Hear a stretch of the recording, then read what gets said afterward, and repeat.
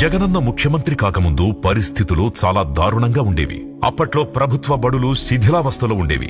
గత పాలకులు ప్రభుత్వ బడులను పట్టించుకోలేదు. బడుల్లో సరిపడా టీచర్లు ఉండేవారు కాదు, పుస్తకాలిచ్చేవారు కాదు, పిల్లలు కూర్చోవడానికి బెంచీలుండేవి కావు. మధ్యాహ్న భోజనం నాసిరకంగా ఉండేది. పిల్లలు తాగడానికి కనీసం మంచినీరు ఏర్పాటు చేసిన నాథుడు లేడు. ఇక బాత్రూంల సంగతి సరే. జగనన్న ప్రభుత్వమొచ్చాక ప్రభుత్వ బడుల రూపురేఖలే మారిపోయాయి.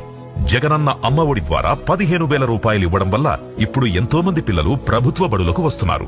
మన బడి నాడు నేడు ద్వారా పెయింటింగ్, ప్రహరీ గోడలు, కిచెన్, మంచి ఫర్నిచర్, ఫ్యాన్లు, ట్యూబ్ లైట్లు, రక్షిత తాగునీరు, గ్రీన్ చాక్ బోర్డ్ ఇలాంటి సౌకర్యాలతో కార్పొరేట్ స్కూళ్లలా తయారయ్యాయి మన ప్రభుత్వ బడులు. మన విద్యార్థులను గ్లోబల్ సిటిజన్స్ గా తీర్చిదిద్దేందుకు 8వ తరగతి విద్యార్థులకు ట్యాబ్లిస్తున్నారు. తరగతి గది